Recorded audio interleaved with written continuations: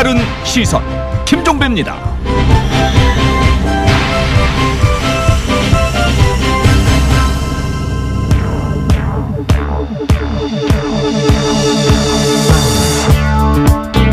문재인 대통령은 김영철 방한 결정을 즉각 철회하라!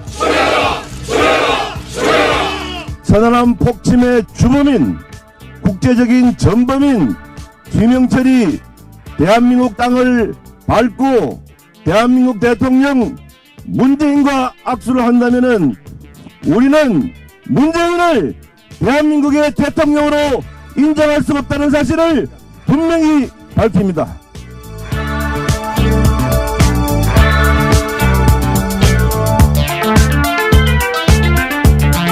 자유한국당 의원들이 오늘 청와대 앞에서 이렇게 주장을 했는데요. 자, 이에 대한 정부의 대답은 무엇이었을까요? 명확하게 김영철이 지시한 것은 아니라는 이런 대답이었습니다. 한쪽은 기정사실로 삼고 있고 다른 한쪽은 사실 검증을 강조하고 있는 겁니다. 갈등의 본질이 바로 이것인데요. 이념 갈등 이전에 사실 다툼이 벌어지고 있는 겁니다.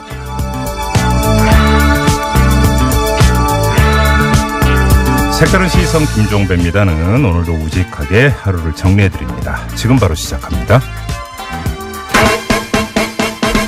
뉴스 따라 읽지 않고 따져 읽습니다. 시사통과 똑기자의 뉴스 해부. 네, TBS 보도국의 양아랑 기자 모셨습니다. 어서 오세요. 네, 안녕하세요. 자, 첫 소식 가볼까요? 네, 도널드 트럼프 미국 대통령의 딸이죠. 이방카 트럼프 백악관 보좌관이 오늘 이제 방한했습니다. 네. 이방카 보좌관이 공항에서 이제 기자들이 만난 자리에서 한국에 오게 돼서 기쁘다면서 평창 동계올림픽에 참가해서 미국 팀을 응원하고 또 강하고 지속적인 공약을 한국인과 재확인할 수 있게 돼서 기대된다 이렇게 말을 했습니다. 네. 이방카 보좌관 일행은 이제 오늘 청와대에서 문재인 대통령과 만찬을 하고요. 내일과 모레 평창 올림픽에서 이제 미국팀 경기를 보고 선수단을 격려합니다. 또 폐회식에도 참석할 예정입니다. 네, 알겠습니다. 자, 다음 소식은요?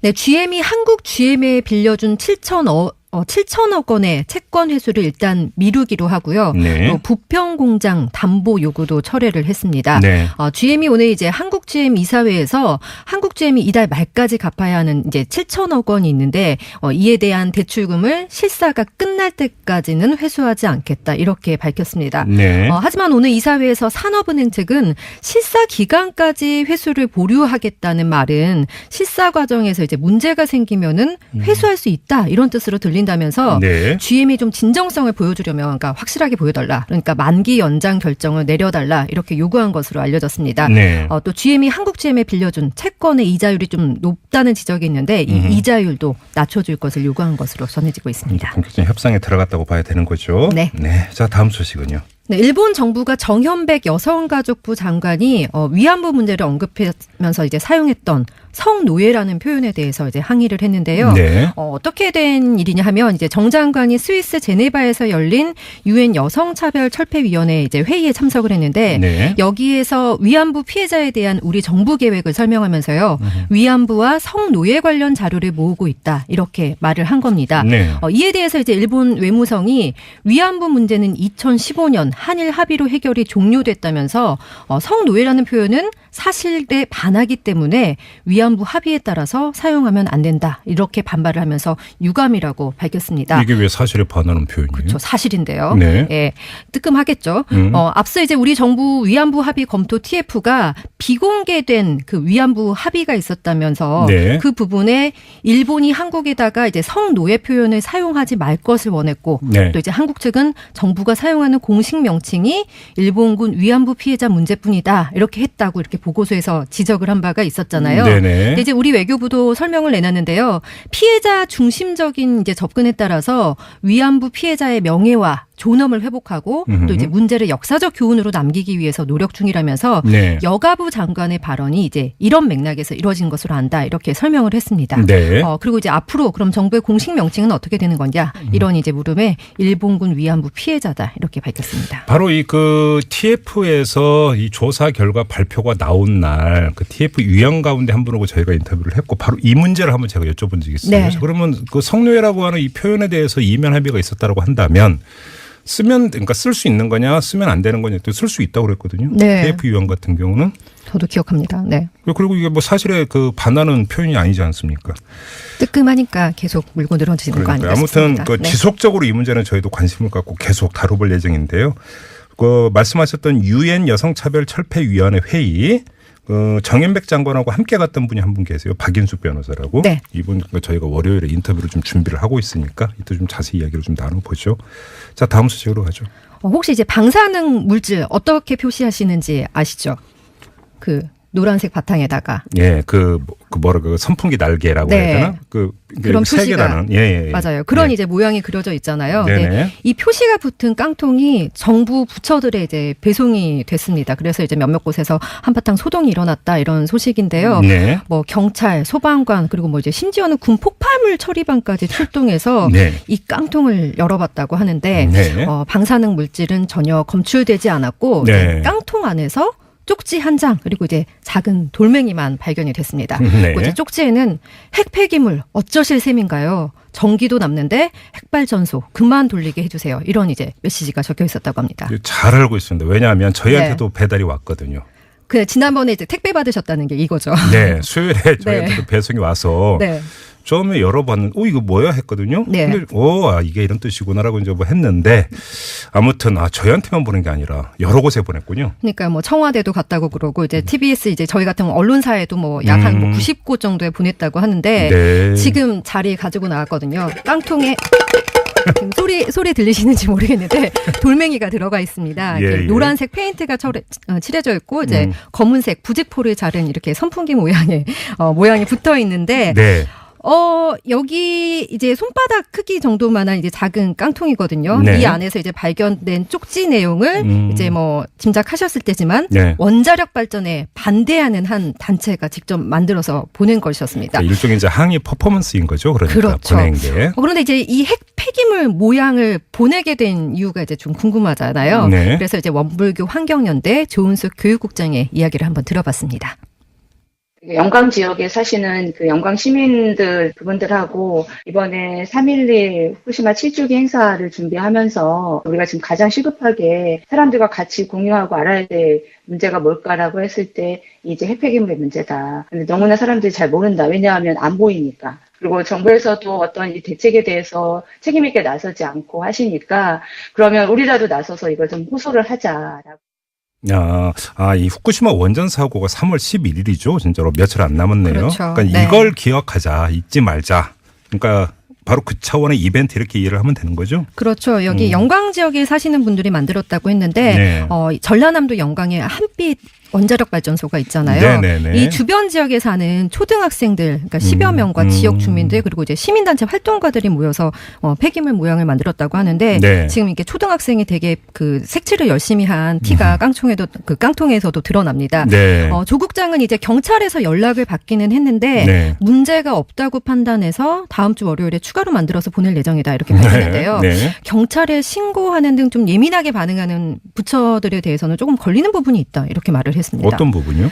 언론을 이제 통해서 경찰이 출동했다는 소식이 알려진 곳이 과학기술부 그리고 이제 산업통상자원부인데요. 그래요? 네, 경찰이 원불교 환경연대 측에 신고자라고 밝힌 곳도 바로 이제 산업부였습니다. 네네. 공교롭게도 이제 모두 원자력 발전에 담당하거나 아니면은 좀 원자력 발전에 대해서 잘 아는 부처 있잖아요. 네. 조은숙 국장은 그래서 더 걱정이 된다 이렇게 말을 했는데요. 네. 이어서 한번 들어보시죠.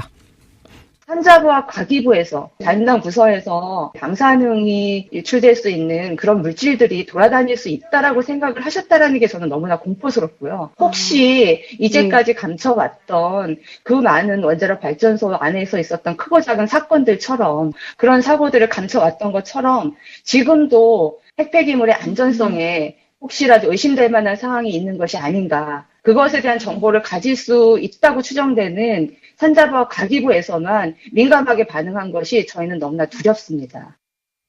네, 아무튼 뭐 얘기를 쭉 들어보니까 어떤 취지의 이벤트인지는 뭐 충분히 이해를 할 수 있겠어요. 네. 근데 아무튼 저희도 이제 소포보다 이거는 그 핵 폐기물로 만든 걸 이런 게 딱 메모가 나오니까 네. 이게 뭐야 이랬거든요. 그러니까요. 아마도 이제 그 포인트는 거기에는 이렇게 이제 한번 놀래키면서 주의를 집중을 시키자 이런 환기시키자. 이벤트 이런 취지인 얘기인데. 건 알지만. 알겠습니다만 놀라고 그다음에 또 신고까지 했다는 것 아니겠습니까? 그렇죠. 이게 이제 과한 것이냐 아닌 것이냐 이건 네. 우리 애청자 여러분들 한번 좀 판단해 여기 보도록 하고요. 쪽지 마지막 보니까요. 이게 네. 판도라의 상자라고 표현을 하면서 네. 이 상자를 보관할 자신이 없다면 이제 3월 10일에 행사를 할 건가 봐요. 광화문 광장으로 가지고 와라. 또 이런 내용도 적혀 있습니다. 알겠습니다. 이게 이제 과한 것이냐 아니냐는 우리 애청자 여러분들 판단에 맡기도록 하고요. 뭐 가져오셨으니까 그냥 네. 저희가 증정할게요. 가져가세요. 그 깡통이. 네. 다음 소식 전해주세요. 네, 미투 운동이 사회 전반으로 이제 확산되고 있잖아요. 네. 그런데 성추행으로 무리를 일으킨 교사에 대한 이제 접한 결과를 놓고 해당 학교 졸업생들이 이제 분노의 목소리를 내고 있어서 네네. 관심이 집중되고 있습니다. 전북 부안여고 졸업생들이요 오늘 이제 성명을 냈는데 이런 내용입니다. 성추행 사건으로 무리를 일으킨 부안여고 체육교사에게 법원이 집행유예를 선고했다면서. 저 이 사건 기억나요. 진짜 엄청 그 큰 파문을 일으켰던 사건이었는데. 그렇죠. 예. 예, 많은 졸업생과 이제 재학생이 나서서 체육교사의 만행을 고발했는데도 네네. 결과가 허탈했다 이렇게 밝혔습니다. 음. 그러면서 이제 당시에 수많은 졸업생, 재학생들이 사실 얼마나 용기를 많이 냈겠습니까? 그렇죠. 그래서 SNS로 미투 운동을 벌였는데 네. 이 운동이 단순 그냥 폭로에만 그치지 않을까 우려된다 이렇게 말을 했거든요. 네. 졸업생들이 이제 정당하지 못한 법원 판결, 피해자에게는 2차 가해가 될 수 있다면서 네. 앞으로 이제 많은 성폭력 사건이 또 법원 재판 결과를 기다리고 있을 텐데 네. 법원 판결을 주시하겠다 이렇게 강조했습니다. 네. 방금 이 사건 이제 지난해 12월에 전주지법에서 판결을 냈는데요. 학생 수십여 명을 이제 성추행했어요. 이 그렇죠, 체육교사에 대해서 네. 그때 법원의 판단은 죄질이 불량하지만 초범이라는 점과 또 일부 피해자와 합의했다는 점을 감안해서 집행유예를 선고했다 이렇게 그랬군요. 판단을 했습니다. 예. 또 춘천지법에서도요 후배 여직원을 성추행한 검찰 공무원에 대해서 이제 집행유예를 내린 판결이 나왔습니다. 네네. 재판부의 판결은 피고인이 범행을 자백하며 뉘우치고 있고 또 합의가 이루어졌다는 점을 고려해서 형을 결정했다 이렇게 판단했습니다. 어제 저희가 새로 고침 시간에도 이제 이 처벌의 문제, 처벌의 수위 문제도 잠깐 짚은 적이 있는데 이런 식으로 판결이 내리면 과연 이것이 경종을 울리는 효과가 있겠는가? 이걸 좀 법원도 좀 심사숙고를 해야 되지 않을까 싶은 네. 생각이 좀 있어요. 앞으로 남은 많은 판결을 좀 지켜봐야 될 것 같습니다. 그렇죠. 자, 한 소식만 더 전해주시죠. 네, 최저임금이 인상되면서 아파트 경비원을 좀 해고하는 곳들이 이제 나와서 좀 안타까움을 줬는데요. 네. 반면에 아파트 경비원의 급여를 이제 마땅하게 인상을 해주고 또 처우를 개선해주는 단지들이 있어서 눈에 띄고 있습니다. 세종시의 한 아파트는 입주민이 최저임금 인상분 전액을 이제 부담해서 급여를 인상하기도 했고요. 네. 외곽에서 활동하는 이제 경비원들에게는 이제 좀 춥다면서 롱패딩을 지급했다고 합니다. 예. 그리고 이제 되게 부러우신가 봐요. 그리고 이제 송파구의 한 아파트는요. 네. 소파와 TV 등 이제 경비원들이 쉴 수 있는 그런 휴게실을 마련을 하고요. 네. 야간 근무 때 좀 힘드시잖아요. 근데 이제 그렇죠. 교대로 쉴 수 있도록 침실도 설치했다고 합니다. 또 초소에는 침실까지? 예. 네. 그리고 게다가 초소에는 에어컨과 난로도 설치했다는 이제 기분 좋은 뉴스가 전해졌습니다. 그렇죠. 이런 뉴스가 이제 이렇게 딱 소금같이 네. 얼마나 좋아요. 많아졌으면 좋겠어요. 이런 훈훈한 뉴스. 뉴스 네. 이런 거 좀 많이 발굴해서 좀 전해주시기 부탁드립니다. 자, 양아란 기자와 함께한 뉴스 예부 이렇게 마무리하겠습니다. 수고하셨어요. 네, 감사합니다. 뉴스를 보는 새로운 방법, 색다른 시선 김종배입니다를 듣고 계십니다.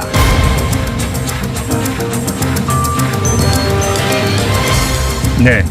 이 개헌론이 이게 정치권에 떨어진 과제 가운데 하나인데요. 교착 상태에 빠졌습니다. 이 국민투표 실시 시기를 두고 여야 자유한국당은 10월에 해야 된다고 주장을 하고 있고 더불어민주당은 6월 지방선거에서 동시에 실시를 해야 된다 이렇게 맞서고 있기 때문인데요. 이렇게 이 정치권의 개헌 논의가 교착 상태에 빠지자 청와대가 직접 나섰습니다. 이 대통령 직속 정책기획위원회 산하에 국민헌법 자문특별위원회를 구성을 해서 개헌안 마련에 나선 건데요. 이 문제 자세히 알아보겠습니다. 국민헌법 자문특별위원회 부위원장을 맡고 있는 하승수 비례민주주의연대 공동대표 연결합니다. 여보세요. 예, 안녕하세요. 예, 안녕하세요. 지금 개헌안 마련 3월 12일까지 마련하기로 한 것으로 제가 일정 그렇게 파악했는데요. 맞습니까? 부위원장님? 네, 그렇습니다. 3월 13일 날 대통령께 보고할 예정이라서요. 네. 12일까지 개헌안을 지금 작성하는 작업에 들어갔습니다. 그럼 너무 촉박한 거 아니에요?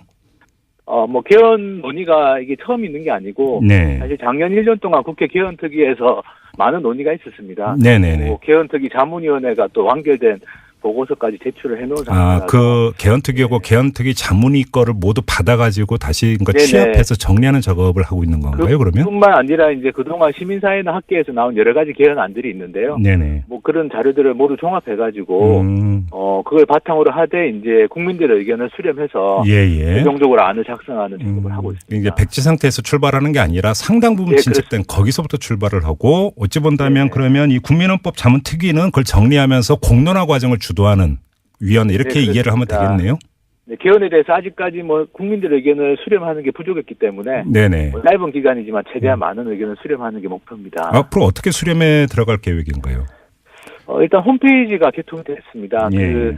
주요 포털 사이트에서 국민헌법이라고 치시면 네. 그 홈페이지에 쉽게 들어가실 수가 있고요. 네네. 그래서 온라인을 통한 의견 수렴은 홈페이지를 통해서 지금 하고 있고 또 오프라인에서 시민들이 참여하는 수기형 토론회라고 할 수 있는데요. 네. 시골이 오리코기 공론화 때처럼 무작위로 추출된 시민들이 전국 한 4개 권역에서 한 800명 정도, 총 800명 정도가 참여하는 토론회를 3월 1일부터 4일까지 개최할 예정입니다. 그래요. 그리고 그 외에도 여러 전국이나 지역의 단체들, 시민사회 단체들이나 개헌 관련된 활동하는 분들의 의견을 지금 수렴을 하고 있습니다. 이제 그 의견 수렴의 주체로서 지금 개인 의견을 내시기는 좀 한계가 있을 것 같긴 합니다만.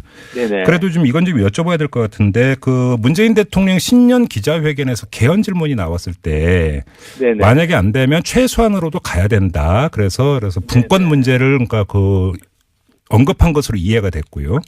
네. 이에 대해서 사실은 야권은 반발을 했었어요. 왜냐하면 오히려 핵심은 권력구조 개편인데 그렇게 하는 게 어디 있냐 이렇게 반발을 했는데 자 국민헌법 자문특위에서 지금 마련하고 있는 개헌안은 권력구조 개편부터 분권까지 전부 다 망라하는 그런 완결된 개헌 아닙니까? 예, 그렇습니다. 지금 3개 분과가 있는데요. 네. 공권 분과, 자치분권 분과, 그리고 정부 형태 분과에서 권력구조 논의까지 좀 다 다루고 있습니다. 선거제도까지 해가지고 그래서 사실은 지금은 포괄적으로 검토해서 안을 만들고 있는 중입니다. 그러면 예를 들어서 그럼 한번 이렇게 여쭤볼게요. 권력구조 개편과 관련해서 그냥 단일한 하나가 그러니까 마련이 되는 거죠, 이 특위에서. 지금 현재는 이제 아직까지 저희가 논의 중에 있어서요. 네. 단일한 안이 될지 복수안이 될지는 아직까지는 정리가 되지 않았습니다. 또 저희가 이제 말씀드린 것처럼 시민들이 참여하는 수기 토론회도 거쳐야 되고, 네. 또 청소년 청년들이 참여하는 토론회에서도 이런 쟁점이 되는 정부 형태 문제, 네. 이런 문제들도 같이 다룰 예정입니다. 사실 바로 그 점 때문에 여쭤보는 건데요. 예. 단일한 복수안 이런 문제들도 이제 그때 가서 마지막에 좀 정리가 될 것 같습니다. 왜 여쭤보냐면 지금 권력구조 개편안 같은 경우는 더불어민주당은 4년 중임제 대통령제로 가자라고 하는 게 이제 큰 골간이고 네네. 반면에 이제 자유한국당 같은 경우는 분권형 대통령제로 가야 된다는 주장이잖아요. 완전히 다른데 네네. 여기서 하나의 안을 채택을 해서 단일안으로 가면 과연 국회에서 이게 처리가 되겠느냐라고는 현실적인 문제가 제기가 될 수 있잖아요. 네네. 사실은 이건 제 개인 의견입니다만. 네네. 권력 구조라는 게 어떤 양자택일의 문제는 아닙니다. 전 세계 나라 헌법들을 보면 그 나라에 맞게 대통령과 국회 또 국무총리가 있는 나라는 총리 이렇게 권한을 배분하는 건 아주 구체적으로 들어가는 문제고요. 예예. 사실 그 사이에는 수많은 이 절충점들이나 합의점들이 있을 수가 있습니다. 그렇죠. 지금까지는 너무 이제 좀 큰 틀에서 그냥 대통령제냐 분권형 대통령제 이원 정부제 이원 내각제 이렇게 논의가 되어 왔다면 이제는 이제 실제로 개헌을 발의하는 단계이기 때문에 말씀드린 것처럼 여러 가지 절충점이나 합의점들을 놓고 검토를 해볼 수 있다고 생각합니다. 그러면 과정에서 예를 들어서 특위에서 일단 그 개헌안을 마련한 다음에 네네. 정식으로 이제 그 개헌안을 발의하기 전 단계에서 그 직전 단계에서 네네. 정치권하고 다시 그 협상을 해서 조정을 하는 이것도 얼마든지 가능한 건가요, 그러면? 일단은 뭐 저희 특위 자체는 자문기구라서 네. 협상까지 할 수는 없지만 네. 지금 정당들을 예방해서 음. 정당이 만든 뭐 안이라든지 개헌안이라든지 의견들을 수렴을 할 예정입니다. 그래요? 뭐 가능한 정당들은 좀 저희가 방문해서 의견도 듣고 네. 또 이미 개헌안을 마련한 정당도 있기 때문에 예. 경우에는 예. 받고 네. 그리고 국회 개헌특위에서 뭐 모든 정당의 의원들이 참석해서 작년 1년 동안 논의를 했기 때문에 사실 네. 각 당의 입장은 말씀하신 것처럼 어느 정도 나와 있고 그렇죠. 쟁점도 아주 구체적으로까지 나와 있습니다. 예. 그래서 뭐 그런 입장들을 고려해서 어쨌든 이게 좀 뭐 최대한 많은 사람들이 좀 동의할 수 있고 합의할 수 있는 안을 만드는 게 뭐 저희 특위의 숙제라고 할 수 있습니다. 그래요. 이 분권 관련해서는 어떻게 될 것 같습니까? 어쨌든 분권이라는 건 뭐 기본적인 방향이고 네. 사실은 뭐 보수적인 성향에 뭐 있는 분들도 지금 분권은 동의를 하고 있습니다. 네. 뭐 분권은 이제 어느 정도 수준까지 가느냐의 문제지 네. 그 방향에는 뭐 문제가 없을 것 같고요. 네. 기본권 강화 쪽도 사실은 뭐 안전권이라든지 생명권 또 뭐 정보 인권 이런 부분들은 뭐 큰 이견이 없는 사람들이 많습니다. 그래서 예. 그래서 기본권 쪽도 최대한 합의할 수 있는 지점들을 좀 찾을 수 있고 예를 들면 뭐 동일 가치 노동 통일 임금 같은 문제 네. 노동과 관련해서는 뭐 아무래도 좀 여러 가지 사회적인 좀 이견들이 존재할 걸로 보는데요. 그런 네. 부분들은 또 의견 수렴을 최대한 좀 해볼 예정입니다. 헌법 전문에 뭐 촛불 정신 이런 걸 담는 건 어떻게 될 것 같습니까?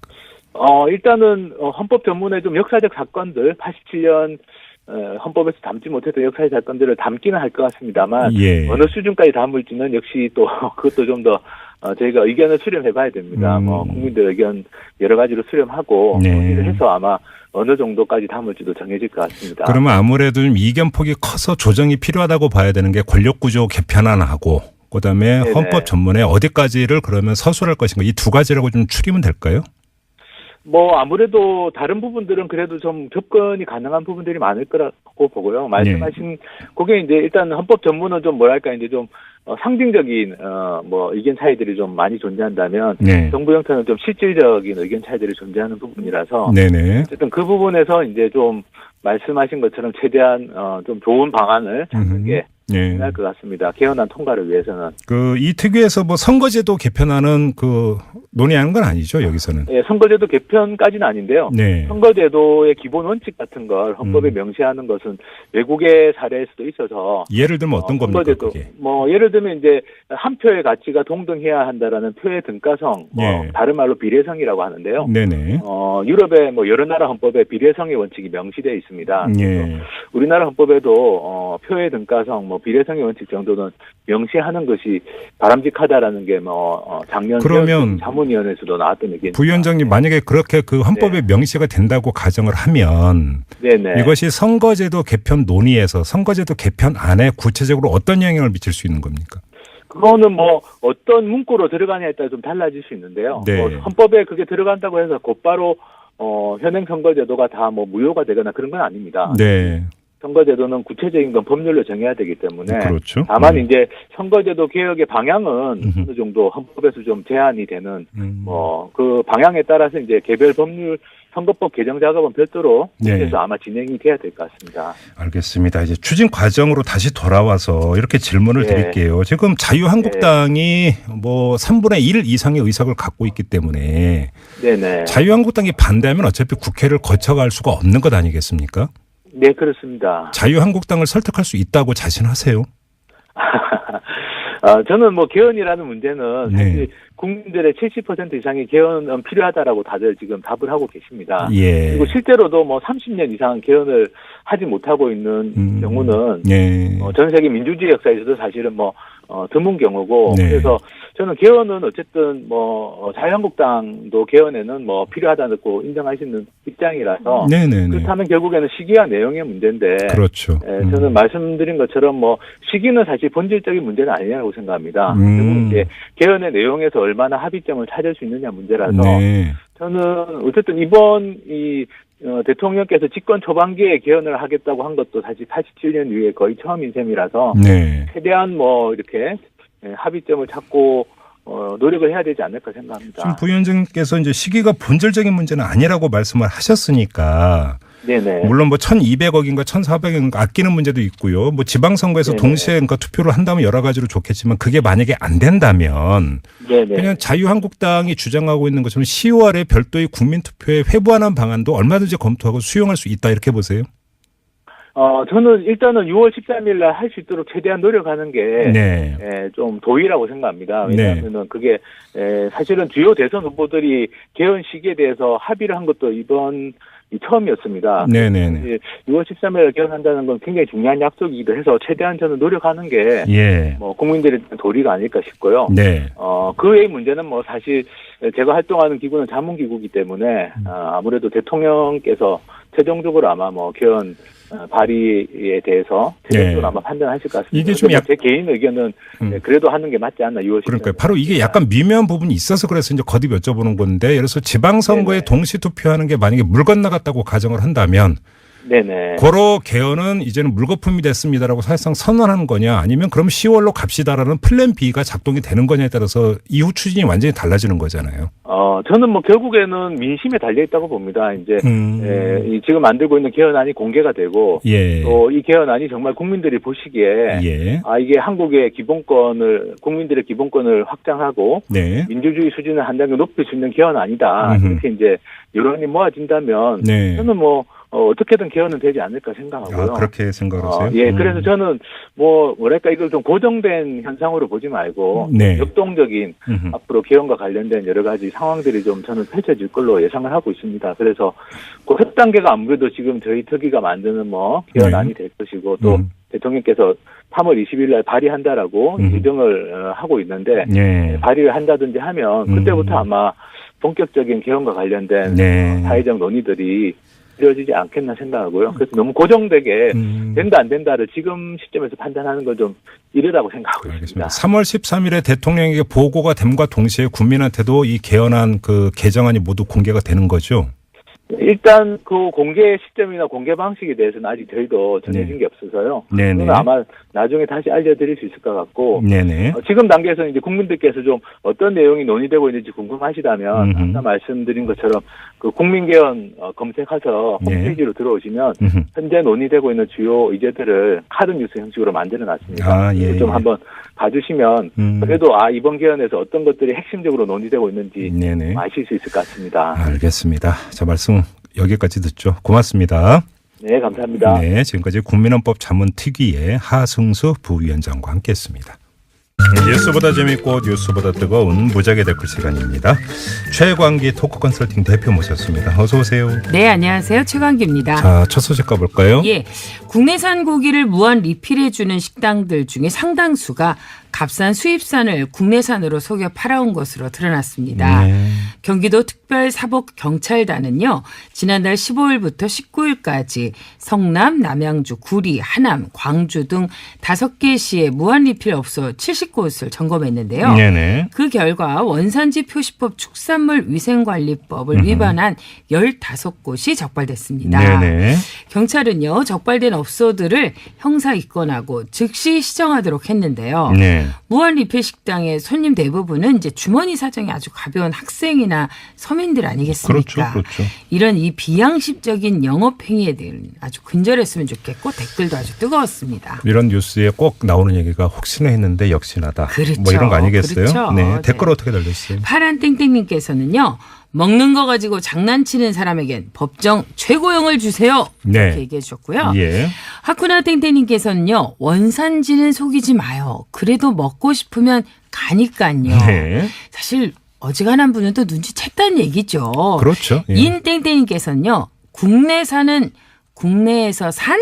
뭐 이런 김종배 씨 같은 아재 개그를 댓글로 또 남겨주셨습니다. 왜 또 저하고 엮으세요? 뭐 영미가 영국과 미국이라면서요. 차땡님께서는요. 이유 없이 비싼 집은 있어도 이유 없이 싼 집은 없다. 오, 이거 명언인 것 같은데요? 집 구할 때마다 뼈저리게 느낀 진리입니다. 이런 얘기 해주셨어요. 예. 새우잠 땡땡님께서는요. 전국적으로 다 조사해 주세요. 사실 이렇게 특정 지역의 문제라고 하지만 많은 분들이 궁금해하시고 또 불안해하시니까요. 네네. 좀 해줬으면 좋겠네요. 다음으로 가죠. 예. 네. 오늘은 먹거리 특집입니다. 네. 두 번째 소식도 먹거리 관련된 소식인데요. 네. 일본산 그 수산물 수입 여부를 판가름하는 한일 분쟁 국제재판에서 우리 정부가 패소했다는 소식입니다. 네네. 우리나라는요, 2013년 9월부터 후쿠시마현과 인근 8개 현에서 나오는 수산물의 수입을 전면 금지했는데요. 그랬죠. 네. 일본이 2015년 한국을 상대로 WTO에 소송을 내고 수입 금지 조처를 해제하라고 요구했습니다. 네. WTO는요, 2011년 후쿠시마 원전 방사능 노출 사고 뒤에 한국 정부가 취한 일본 수산물 수입 금지 조처는 정당하다고 인정을 했는데요. 네네. 그렇지만 시간이 지나 노출된 방사능이 줄어들었는데도 한국 정부가 수입 금지 조처를 이어가는 것은 WTO 협정에 위반된다며 이렇게 1심에서 패소 판정을 내렸다고 아니, 합니다. 저는 과학 잘 모르는데 네. 방사능이 이렇게 몇 년 만에 확 줄어든다는 얘기 들으셨어요? 못 들었습니다. 그리고 이게 줄어들었지 확인한 결과는 아니지 않습니까? 그렇죠. 추정이잖아요. 진짜? 이것도. 예. WTO 계신 분들 왜 이러신지 모르겠는데요. 우리 정부는 이제 상소를 할 예정이라고 하네요. 네. 이 최종 패소를 하면요. 후쿠시마 원전 인근 지역의 수산물을 수입해야 되는데요. 빠르면 내년부터 재개되는다고 합니다. 예. 이 국민 식탁 안전과 관련된 만큼 면밀한 대책 마련이 시급하다는 지적이 오늘 아주 뜨겁게 달궈지고 있습니다. 댓글 어떻게 달렸어요? 네. 핑크 땡땡님께서는요. 큰일이네요. 먹거리는 미래가 달렸어요. 자라나는 아이들의 안전한 미래를 나라가 보장해 주세요. 라고 얘기해 주셨습니다. 네. 이거 진짜 정당한 요구 아니겠습니까? 네. CORY 땡땡님께서는요. 정말 일본은 빈틈없이 나쁘다. 이런 얘기 해주셨어요. 아이고. 참 네. 빈틈이 없어요. LU34 땡땡님께서는요. 법도 바꿔주세요. 수입사 원산지 표시는 나라와 도시 이름을 함께 표시로. 네. 그러니까 일본산 하지 말고 네. 일본 후쿠시마산 이렇게. 이것도 굉장히 중요한 지적인 그렇네요. 것 같아요. 네네. 네. BL 벨땡땡님께서는요. 이심 가자 이렇게 네. 얘기해 주셨습니다. 네, 좋은 소식 있길 바라고요. 네. WIMI 땡땡님께서는요. 후쿠시마보다 훨씬 오래된 체르노빌은 지금 상태가 어떤가요? 이런데도 후쿠시마 수산물을 수입하라고요? WTO 소속 국가들은 이런 수산물을 자국민에게 먹으라고 하겠습니까? 정말 우리 국민들 정말 너무 훌륭하십니다. 오땡땡님께서는요. 근데 몰래 수입했던 건 아니죠? 뭐 이런 얘기를 해주셨어요. 참. 정말 설마가 아까 얘기했죠. 어떻게 된다고 했는데 이러진 않았으면 좋겠네요. 아니, 진짜. 일본 분들이 수산물 되게 좋아하시잖아요. 그렇죠. 그분들 그냥 그 국내에서 다 소비하시면 안 되나? 아, 뭐 굳이 수출까지 하실 필요가 뭐가 있을까 싶어서. 그렇죠. 그 그죠? 사람들이 생선도 불안하고 저 회 엄청 좋아하는데 이제 없어서 못 먹죠. 저의 그 즐거움의 4분의 1이 지금 날아가게 생겼어요. 그러니까. 3분의 1인가? 진짜. 그렇게 좋아하시는 거 그냥 국내에서 다 소비하시고 그냥 저희는 다른 거 그냥 수입을 할게요. 그냥 많이 드시라고. 아, 오늘 굉장히 시원시원하시네요. 난 이래서 김종배 씨가 가끔 좋을 때가 있어요. 아주 품격 있게 한 말씀만 드렸습니다. 가끔씩. 잘 가려서 하세요. 네. 수고하셨어요. 네, 다음 주에 뵙겠습니다. 네. 다음 주엔 참 7시 20분에 만나는 거죠? 네, 최강기 대표였습니다. 네, 고맙습니다.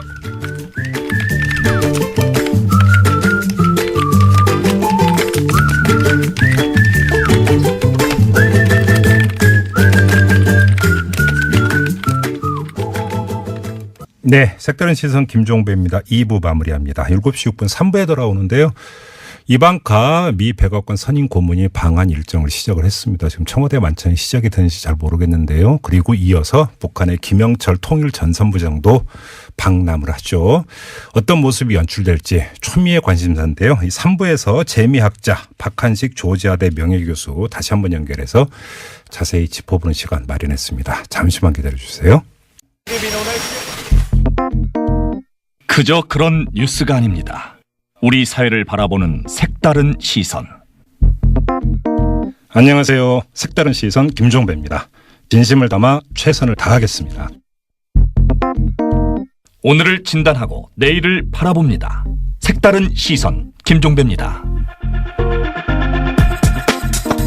네, 3부 인터뷰 시작하기 전에요. 앞서 2부 마무리하면서 교통 연결할 때 제가 시각고지를 저는 분명히 6시 53분이라고 한 것 같은데 7시 53분이라고 제가 시각 고지를 잘못했다고 문자가 계속 올라오고 있습니다. 죄송합니다. 왜 이렇게 혼나왔을까요? 정정하도록 하고요. 지금 시각은 7시 6분 43초 지나고 있습니다. 맞죠? 시청자 여러분. 네, 지금부터 인터뷰 진행하도록 하겠습니다. 앞서 그 고지해드렸던 내용인데요. 이방카 트럼프 미 백악관 선임 고문이 오늘 방한을 했죠. 자, 그리고 북한에서는 김영철 통일전선부장 겸 북한 노동당 중앙위원회 부위원장이 고위급 대표 단장으로 또 방남할 예정인데요. 어떤 일이 있게 될까요? 자, 이 문제 지금부터 자세히 연결하겠습니다. 알아보도록 하겠습니다. 지난 12일에 인터뷰했던 분인데요. 박한식 조지아대 명예교수 다시 한번 연결합니다. 여보세요. 네, 여보세요. 예, 안녕하세요, 교수님. 예. 네네. 예, 지금 시차상 거기가 새벽 5시, 그러니까 지금 7분이라고 들었는데 이렇게 이른 시각에 인터뷰. 좀 그렇습니다. 네, 응해주셔서 감사합니다. 예, 예. 감사하고 죄송합니다, 교수님. 자, 일단 이전부터 좀 여쭤볼게요.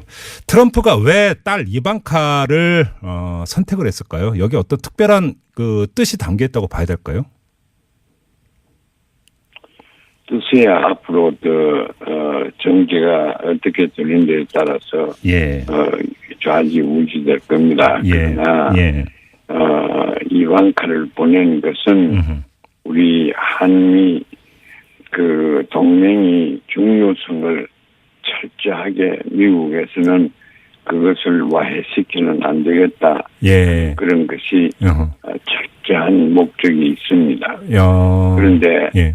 지금 이분이 들어오고 나서 유럽과 또 관계가 떨어지고 자유세계의 주도권을 독일, 프랑스 이런 데 점차로 뺏기게 되고 자기 미국만 아메리칸 넘버 원 그 지금 남아있는 그 강한 안보 체제가 되어 있는 것이 예. 한국과 일본인데 예.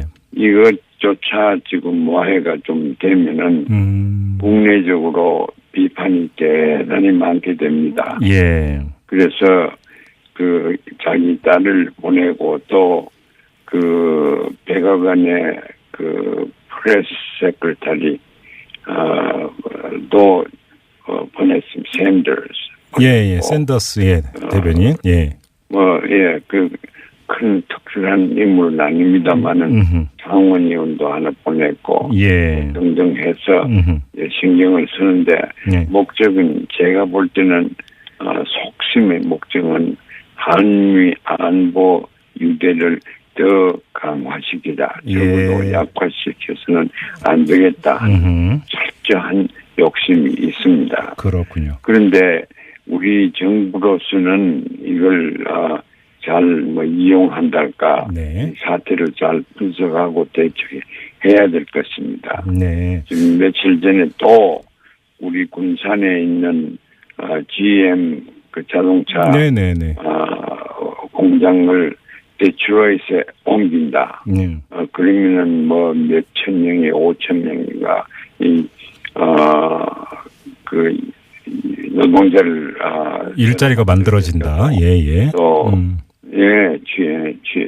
취업을 많이 시키고 네. 그래서 경제를 위해서 모든 걸 다 해서 이제 아메리칸 넘버 원 이렇게 나간다고 또 호시탐탐 이렇게 해놨는데 지금 이것 때문에 안보가 위협이 되면은 예. 안보가 큽니다.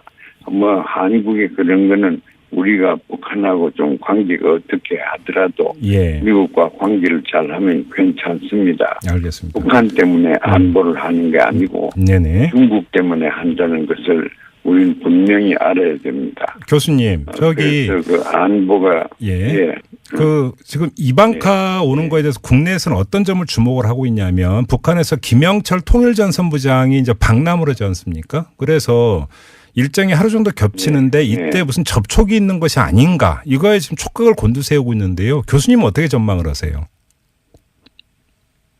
저는 그 가능성은 희박하다고 봅니다. 예. 희박하다고 보고 네. 김영철 장군이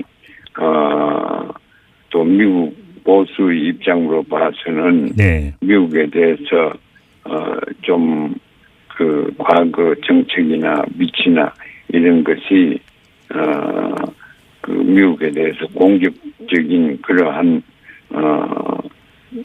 친미는 절대 아니거든요. 그 중에도. 예. 그래서 김영철에 대해서 그 상대로 이방카의 상대로 마땅하게 생각 안 하고 있는 것 같아요. 예. 그런데 뭐 이방카가 서울 가는 것이 큰 뉴스로 절대 여기서 취급되지 않고 있습니다. 아, 그래요? 그래, 예. 그래, 그래, 취급되지 않고 있고 네. 또 이방카에게 무슨 가서 결정적인 안보에 관한 정책에 대해서 이렇다 저렇다 얘기할 수 있는 네네. 그러한 입장이 없습니다.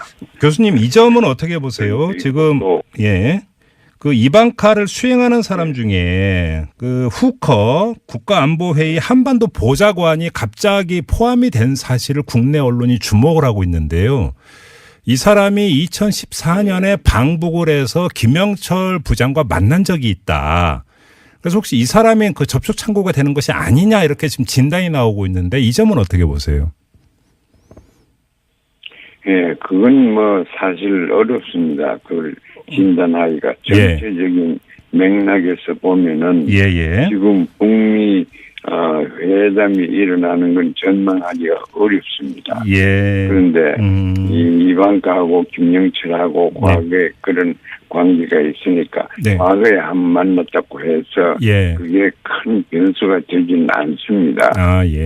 그래서 전 이번에 시간도 별로 없지만은 그분들이 만나게 될까 또 이북에서 만나자 그래야 되겠고 그런 마이크 펜스가 부통령이 갔을 때도 만나게 다 돼 있었는데 그렇죠. 2시간 전에 북한에서 보이콧했다 하는 것도 객관적으로 모르겠습니다. 백악관은 뭐 그렇게 얘기하겠죠. 부통령이 가서 그렇게 얘기했으니까. 우리 청와대도 제가 보도를 보니까 그걸 그 독단적으로 증명을 못했고 북한에서는 뭐 그런 일이 없다고 그러죠. 그런 일이 없다고 그러고. 근데 그것을 이제 왜 그랬느냐?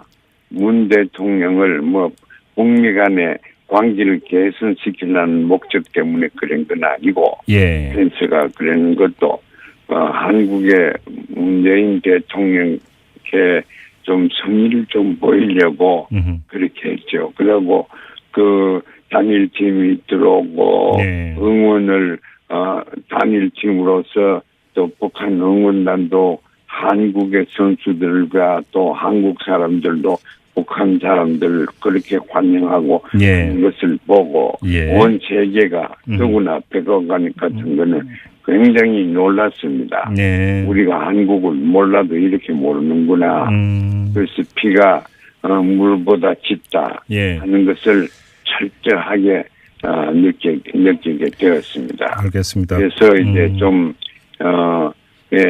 남북 관계가 진전이 되면 될수록 자기들이 처신하기에 점점 어렵게 이렇게 좀 되어 가고 있습니다. 알겠습니다. 교수님 마지막으로 북한에서는 마지막으로 이 점을 좀 여쭤볼게요. 그러니까 그 이방카와 김영철이 만날 가능성이 별로 없다고 전제를 한다면 자, 평창 동계올림픽 내일 모레면 끝나게 되는데요. 평창 이후에 우리 정부가 그럼 한반도 이 정세 관리를 어떻게 해야 된다고 생각을 하세요? 교수님이 보시기에는. 우리는 제일 중요한 게 전쟁은 안 돼. 이게 이제 우리 마을 사전에도 전쟁 불가피로는 없어야 됩니다. 그래서 대통령이 어느 날 미국도 마찬가지면 국민의 세상과 태산과 생명을 보호하기 위해서 오페어나 더더구나 촛불혁명도 있거든요. 이런 배경이 있으니까 우리 문 대통령은 강력하게 전쟁 요소는 없어야 된다. 뭐 경제적으로 우리한테 잘 되면 좋고 안보도 좋고 하지만은 난 우리 국민들을 그렇게 위협하게 할 수는 없다. 하는 것을 선을 아주 분명히 그어둬야 됩니다. 그러면은 미국이 이제 북한에 대해서 대화를 안 할 수가 없죠. 네. 정상회담을 어떤 일이 있어도 끌고 가서 정상회담 때 중요한 것은 이렇습니다. 네. 이 북미 회담을 하려고 하는 목적을 북한에서도 어느 한 개념이 있어야 되고 네네. 미국도 어떤 개념을 가지고 목적을 가지고 가야 됩니다. 네. 이걸 이 한국 정부에서 좀 가르쳐주고 네. 인도해주고 정보도 주고 네. 이렇게 해야 됩니다. 알겠습니다. 중간에 외체 역할을 하려고 하면은 네. 그런데 그 이북한테 받아낼 거는 자 그러면은 비핵화라는 말은 안 쓰더라도 네. 핵 동결 네네. 그리고 비확산 요 동결과 비확산을 약속하도록 해라. 예예. 그러면 그 정도 약속할 거예요. 그럼 미국으로서는 자 비핵화를 한다고 하면 어떤 상황이 전개되면은 비핵화 됐다. 네네. 만족한다.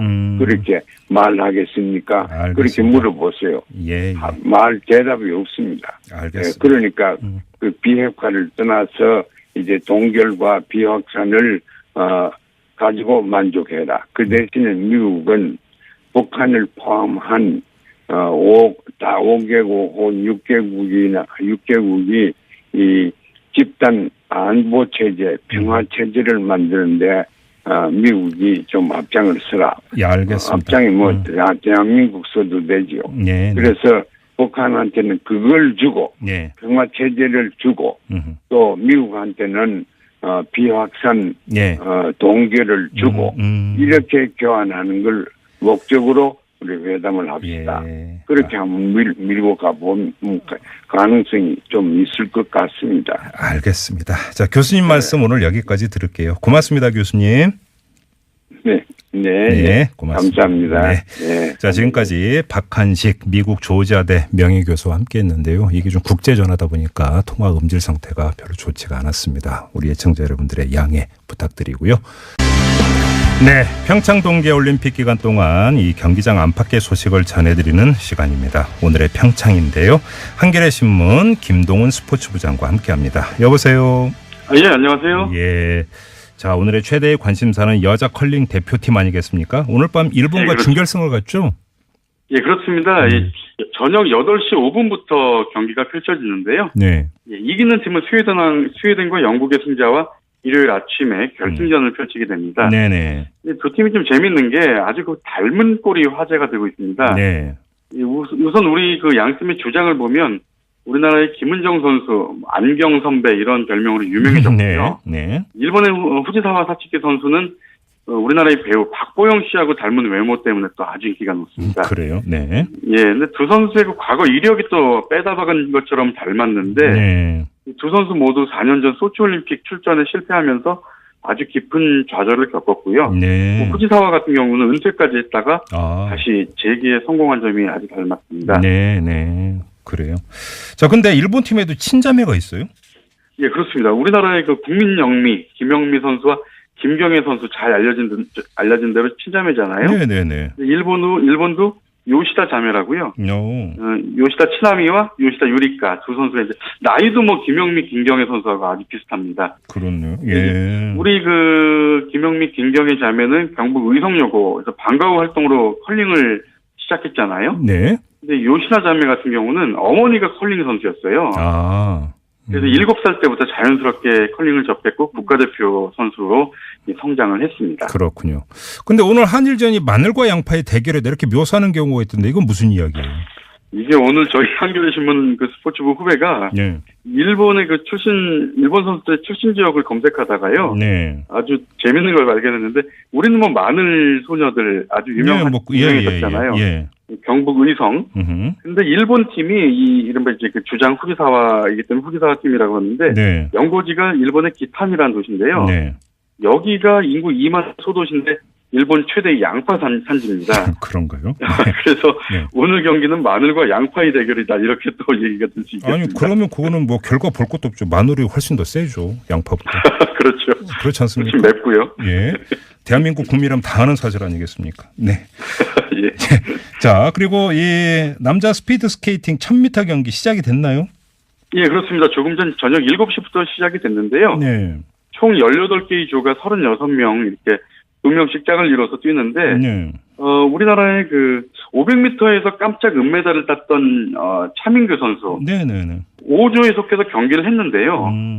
1분 09초 27의 아주 좋은 기록으로 이때까지 10명이 뛰었는데 그때 1위로 올라섰어요. 오호, 예. 예, 근데 제가 지금 방송 때문에 잠깐 그 TV와 떨어진 곳에 있는데, 예. 9조의 정재홍 선수가 이제 지금 아마 지금쯤 뛰려고 준비를 하고 있을 거고요. 네네네. 그 다음에 15조의 김태윤 선수, 이렇게, 3명의 선수가 나섰는데, 네. 사실 그 지금 예상으로는 한 7, 8위권이지만, 깜짝 메달을 좀 한번 기대를 해보겠습니다. 알겠습니다. 그리고 여자 피겨 싱글 경기에서 최다빈 선수가 정말 잘했다면서요. 예, 그렇습니다. 최다빈 선수가 오늘 200점에 가까운 높은 점수를 받으면서, 24명 중에 당당히 7위. 예. 그러니까 사실 10위 안에만 들면 정말 잘할 것이다, 이렇게 생각을 했는데요. 네. 예, 아주 좋은 점수로 당당히 7위에 오르면서 또 감격의 눈물을 흘렸는데 또, 예, 작년에 돌아가신 어머니를 생각하면서 또 아주 뭐라 그럴까요? 사람들의 마음을 찡하게 하는 눈물을 흘렸습니다. 예. 점수도 아주 좋았는데요. 예. 199.26점으로 작년에 세계선수권대회 때 자신이 세웠던 개인 최고점을 또 훌쩍 넘어섰고요. 네. 거의 10점 가까이 넘어섰어요. 오이구, 예. 오늘 경기장에 김연아 선수가 와서 또 응원을 해줬거든요. 네네. 이제 이차담일 선수가 저희 롤모델 연아 선배가 와서 응원해줘서 고맙다는 표시도 했고요. 올림픽 무대에서 이렇게 후회 없이 연기를 펼쳐서 너무 행복하다, 또 이런 소감 밝혔습니다. 아, 좋네요. 자, 그리고 김하늘 선수도 잘했다면서요. 예, 김하늘 선수는 평촌중학교 중학생이고 키가 149밖에 안 돼요. 아, 예. 예, 이런 선수 이제 고등학교 1학년 올라가는 선수인데, 네. 이 선수가 정말 잘 성장해줬으면 하는 바람인데, 쇼트 프로그램에서 21위였거든요. 네. 또 24명이 들어가는 그 프리스케이팅에 어떻게 보면 좀 그 턱걸이를 했었는데, 네. 오늘 13위, 총점 175점을 넘으면서 13위로 뛰어 올랐습니다. 그렇군요. 자, 쇼트트랙 이야기 좀 해야 될 텐데 그 선수들이 오늘 기자회견을 열었는데 김아랑 선수가 눈물을 쏟았다는 얘기는 무슨 얘기예요? 예, 김아랑 선수가요. 사실 그 올림픽 기간에 헬멧에다가 예. 그 세월호 리본을 좀 달고 다녔었잖아요. 그렇죠. 이거를 어느 순간부터 좀 그 뗐어요. 그래서 왜 뗐는지 그 질문을 했는데 예. 이런 그 지나친 관심이 다른 선수들한테 오히려 좀 혹시 피해를 줄까봐 싶어서 뗐다. 예. 그러면서 세월호 유족분들이 굉장히 그 고맙다는 연락을 많이 해왔대요. 네, 네. 리본을 뗀 다음에도 또 고맙다는 얘기를 해와서 그 올림픽 내내 감사한 마음으로 경기를 치를 수 있었다라고 얘기를 했습니다. 그래요. 그리고 예. 우리 선수들 정말 이 올림픽 기간에 이 국민들이 보여준 관심에 거듭 고마움을 표시했고요. 네.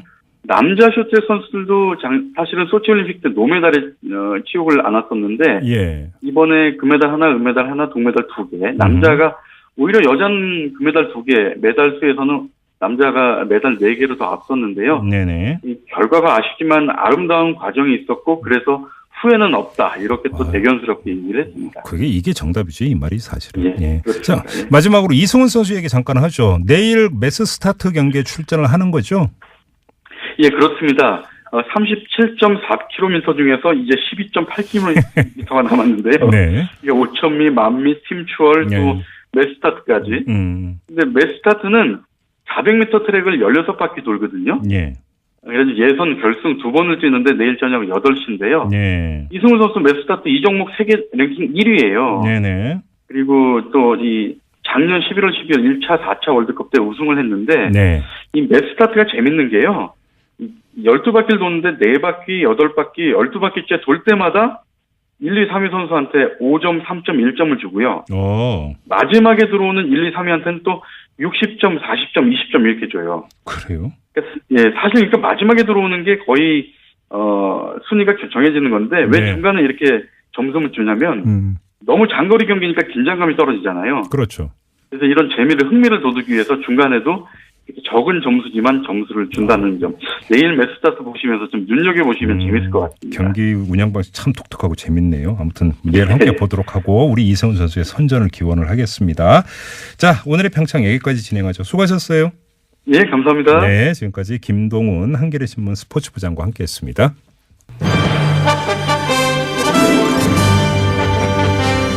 아는 게 힘이다. 서희성 작가의 박학다설.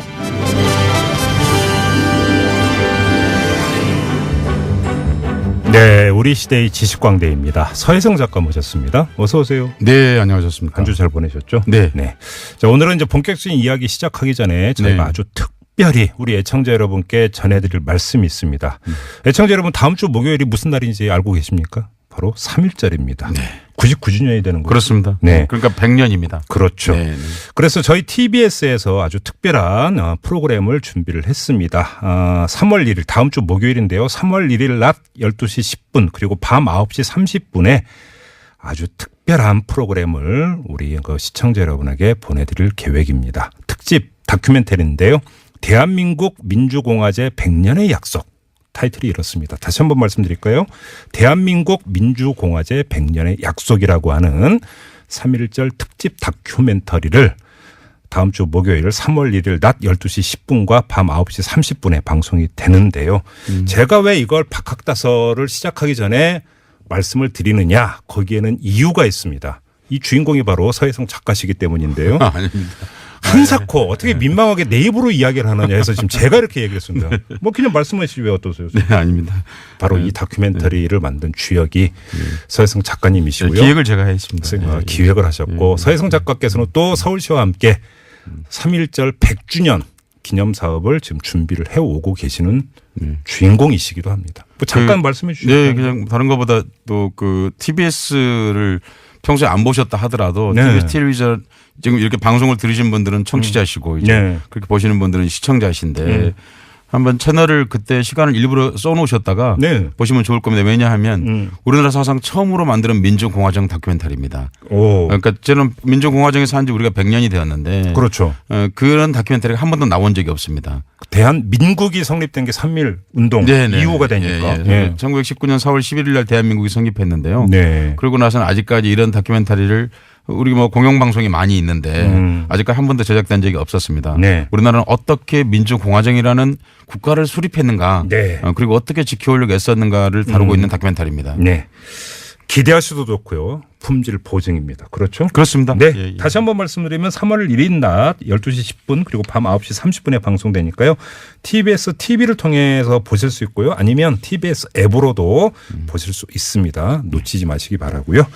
자, 오늘 이야기로 넘어가도록 하겠습니다. 오늘의 주제는요. 오늘은 아직 설이 다 끝나지 않았습니다. 지난번에도 말씀을 드렸는데 보름까지를 그냥 정초라고 이렇게. 그렇죠. 맞아요. 맞아요. 정초인데 해마다 우리가 전통적으로 정초에 주로 많이 짚어온 점성술이 있지 않습니까? 사주팔자. 사주팔자가 무엇인지 사주팔자를 보러 다니시긴 하시겠지만 또 인터넷으로 해보시긴 하시겠지만 그 내력을 잘 아시지 못할 수도 있기 때문에 재미삼아서 오늘은 좀 얘기해 볼까 하고 나왔습니다. 좋습니다. 근데 경계선 정확히 설정하셔야 되는 거 아시죠? 점을 팔기 위해서 나오지 않았습니다. 그러니까요. 이거 중요합니다. 혹세무민. 혹세무민할 생각 초도 없습니다. 뭐 작가님이시니까 자 믿고 따라가겠습니다. 자, 근데 왜 하필 꼭 사주팔자를 지금 아무리 정초라고 하더라도 지금 이 시간에 짚고자 하는 특별한 이유가 있으실 거예요. 네, 그러니까 이 인간이는 사회적 삶만 사는 게 아니라 심리적인 삶도 같이 삽니다. 그렇죠. 뭐 대표적인 게 그리움 같은 거죠. 그런 거 하면 사실은 그리움은 어떻게 참을 수도 있는데 불안을 해소하기가 참 어렵습니다. 맞아요. 그렇지 않습니까? 그러니까 오늘이 무엇인지. 그러니까 어제하고 분명히 닮긴 닮았는데 어제는 아니거든요. 그렇죠. 내일이 있는데 오늘하고 분명히 닮긴 닮았을 텐데 또 그게 오늘은 아니거든요. 그 아직 오지 않은 시간, 오지 않은 상황에 대해서 인간은 예측하고 싶어 합니다. 그 심리가 이런 거죠. 그러니까 복권의 그 의미가 그렇습니다. 복권이 이제 그 발표가 나기 전까지 온갖 그 상상들, 거기서 어떤 뭔가 그 즐거움을 느끼는 거죠. 그걸 이제 기대 심리를 판매한다고 합니다. 그렇죠. 바로 그거라고 하던데 비슷한 얘기 아니에요? 그렇습니다. 그러니까 그리고 이제 그 불안함 때문에 사람들이 옛날부터 그걸 알고 싶어 했고요. 그런 역사가 굉장히 오래되었다는 것입니다. 그렇죠. 이따가 말씀드리겠습니다. 사주팔자가 과연 맞는지 안 맞는지는 이따가 말씀을 드리겠습니다. 그러니까 벌써 그 얘기부터 하면 재미없지 않습니까? 그럼요. 네. 자, 그럼 사주팔자 역사부터 좀 설명해 주시죠. 뭐 우리가 잘 알고 있다시피 주역이라고 부르는 역경. 역경이라는 게 변한다는 뜻입니다. 바뀐다는 뜻입니다. 바뀌는. 근데 주나라에서 그게 나왔기 때문에 주역이라고 부르는 것입니다. 그러니까 그거 뭐 또 음양. 오행설, 뭐 사주팔자, 그렇죠. 이런 것들이 중국에서 일찍이 발전했습니다. 그래서 그런 것들이 이제 오늘 그것이 가장 뭐라고 할까요? 높다고 할까요? 하는 책이 이제 주역인데요. 주역은 하물며 유학에서 차수 삼경할 때 삼경이 들어있지 않습니까? 그렇죠. 예, 그러니까 시경, 서경, 역경. 그렇습니다. 그러니까 역시 제가 외우는 건 좀 했어요. 그렇군요. 그러니까 그 책이 이제 나온 게 뭐 동주 시대다. 동주 주나라가 서주가 있고 동주가 있어서 그렇죠. 그런 말인데요. 이제 그때 만들어졌다 이렇게 얘기하고 있습니다. 그러니까 하물며 유학에서도 경전으로 칠 만큼 그러니까 유학자들이 점을 쳤느냐 맞습니다. 점을 쳤습니다. 그러니까 그래요? 이게 점을 쳤다는 뜻이지 않습니까? 그렇죠. 그러니까 그런데 나름대로는 상당히 합리적으로 뭘 해보고자 했던 그런 것이죠. 그런 데서부터 이제 많은 것들이 갈라져서 나오기 시작합니다. 그러면서 이제 이런 책들의 권위를 부여하기 위해서 괴사라고 주역의 괴사는 주문왕이 있었다. 뭐 효사는 주공이 있었다. 그리고 뭐 십익이라고 그러는데 혹은 십전이라고 하고 그런 건 공자가 썼다. 이렇게 말들 하고 있습니다. 그건 사실은 아니고요. 대개 이제 그보다 훨씬 뒤인 전국 시대에 이런 것들이 형성되었을 것이다. 이렇게 보고 있습니다. 그러니까 그 안에 들어있는 거 우리가 잘 알고 있다시피 태극 혹은 뭐 사상. 우리 태극기가 사실은 여기 나온 겁니다. 주역에서 나온 겁니다. 그러니까 태극은 스스로 움직이지는 않지만 삼라만상을 움직이게 하는 그런 어떤 순환 원리를 얘기하는 거거든요. 그러니까 더운 거하고 찬 것이 순환한다는 뜻입니다. 빨간과 파란이라는 것이. 빨강 파랑이 그런 뜻이에요. 하나는 덥고 하나는 차다. 그럼 가운데 이게 순환의 뜻이에요. 순환한다는. 그러니까 직선이 되면 안 됩니다. 움직인다. 직선은 완전히 가르는 거고. 움직인다는 뜻입니다. 그리고 이제 다시 그것이 쪼개지면 다시 네 개의 상이 생기지 않습니까? 그렇죠. 그걸 이제 뭐 나중에 우리가 뭐 태양, 소음, 소양, 태음 그러는데 사상의학이란 말도 바로 여기서 나온 것입니다. 그렇죠. 그러니까 그런 것들이 있다라는 거고 또 그게 다시 쪼개지면 8괴가 되지 않습니까? 그렇죠. 이제 8괴가 다시 8번 쪼개지면 64개가 나오지 않습니까? 그렇죠. 그것이 바로 주역의 핵심적인 구성이다. 이렇게 보시면 될 것 같습니다. 오행이란 말도 자주 듣는데. 네, 오행이란 말은 아주 재밌는 말인데요. 그러니까 그 취연이라는 사람 이름은 모르셔도 되겠습니다. 이것이 원래는 개인 얘기가 아니고 고대사의 역사 이론이었습니다. 역사 이론이었다고요. 주술적인 역사 이론이었다고요. 어떻게요? 지금 들으면 좀 우습겠지만은 역사 이론이었습니다. 그러니까 뭐냐면 중국 전설적인 그 왕, 통치자가 황제라는 사람이 있습니다. 임페리얼이라는 그 뜻이 황제가 아니고 이름이 황제인 겁니다. 그러니까 누르 황자에다 이제 제왕제자인데 그 사람이 세운 그 왕조는 토의 기운을 가지고 있다는 흙의 기운. 흑토자. 근데 흙의 그거는 목의 기운을 가진 하나라에게 무너졌다는 겁니다. 그렇게 연결하는 그렇게 연결하는 겁니다. 역사를 그렇게 써있어요? 흔히 그리고 은나라라고 부르는 상나라. 그러니까 상나라의 수도가 은이었거든요. 그러니까 그 상나라는 금의 기운을 가지고 있다는 겁니다. 그래서 그 하나라가 무너졌다는 겁니다. 금 기운에게. 그리고는 그 금 기운은 다시 불 기운을 가지고 있는 주나라에게 무너졌다는 겁니다. 그런데 그 최종적으로 어디에 도달하자면 물 기운을 가지고 있는 진나라에 도달했다는 겁니다. 그러니까 진나라가 모든 권력의 정통성을 쥐고 있다. 물이 최고인가? 그렇게 이제 주장한 것 여기서는요. 그러니까 그래서 이제 그 이론을 오덕 여기서는 오덕이라는 것은 지금 말씀드린 토목 금화수를 얘기하는 겁니다. 그러니까 오덕 종시설 끝나고 시작된 시종이 아니고 끝나고 시작되는 설 이게 이 사람이 주장한 추현이 주장한 유명한 이론입니다. 그러니까 이게 이제 점점 인간 현상에 내려오게 된 겁니다. 역사만 설명하냐 우리도 좀 알자. 내 운명도 좀 점쳐보자. 이렇게 해서 이제 보통 인간 개인의 삶까지 내려오게 된 겁니다. 개인의 그러니까 당신은 목의 기운이다. 당신은 흙의 기운. 오늘날 그렇게 말하는 것의 기운이 하죠. 이거라는 겁니다. 그렇죠. 그런데 거기에 이제 음양이 붙습니다. 다시 그러니까 목은 다시 목의 음과 양으로 나뉘게 되고. 아니 이제 원래는 그 당시 중국 고대사를 설명하는 주술적 이론이었다. 그런 점을 오행을 가지고 역사를 설명을 했다. 그럼 사주팔자는? 그러니까 애초에 그렇게 시작을 했던 거죠. 그러니까 사주팔자라는 것은 뭐 다들 아시다시피 태어난 연, 월, 일, 시. 그렇죠. 이 네 개의 시간 기둥. 그것을 이제 사주 그 글자가 이제 8글자가 되지 않습니까? 그렇죠. 그러니까 60간지가 2글자로 이루어져 있기 때문입니다. 그래서 이제 사주팔자 이런 말이 있는 것이죠. 이제 그거는 대략 4세기 초에 동진이라는 나라가 있었습니다. 백제 불교를 전달해줬던 그 나라죠. 맞아요. 예. 동진에 마라란타가 뭐 왔다 이런 교과서에 배운 적이 있지 않습니까? 바로 그 동진의 곽박이라는 사람이 이 사주를 만들었다는 겁니다.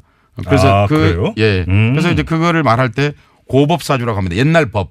그러니까 그 사람이 이렇게 붙였다는 게 아니라 훗날 사람들이 이렇게 붙였다는 겁니다. 그러니까 옛날 사주. 근데 이 사람은 뭐냐면 출생 연도를 주로 기준으로 해서 점을 쳤습니다. 곽박이라는 사람이. 그런데 이제 이게 북송, 흔히 우리가 송나라라고 하는 나라입니다. 송나라 시대가 왔을 때 서자평이라는 사람이 있는데 이 사람이 이걸 만들었다고 해서 자평사주라고 합니다. 이것도 계보가 있군요. 그렇죠. 자평사주라고 하는데 이 사람은 출생일을 기준으로 했습니다. 이게 굉장히 중요한 말입니다. 왜요? 왜 중요하냐면요. 그 하나는 연도의 기초에서 있지 않습니까? 하나는 일의 기초에서 있지 않습니까? 이 말은 무슨 얘기냐면 출생일을 기록한다는 것은 인력 체계, 달력을 넘어서 인력 체계가 보급되었다는 겁니다. 그렇죠. 그렇죠. 매일이 오늘이 대략 보름일 거다가 아니라 오늘이 보름이다 하는 걸 안다는 거죠. 그렇죠. 그 말은 문자가 상당 부분 공급돼야 가능합니다. 올해 날을 측정하려면 그러지 않습니까? 또 하나는 올이 중요했던 것은 사실 생일을 세기 위한 것보다는 상거래 때문입니다. 그래서 보름까지 물건을 붙여달라든지. 그렇죠. 어디에 간다든지. 이런 것들 상거래하고 밀접한 상거래가 그만큼 발전한 사회. 그러다 보니까 거기에 맞춰서 이제 일반인들도 생일을 세기 시작한 거죠.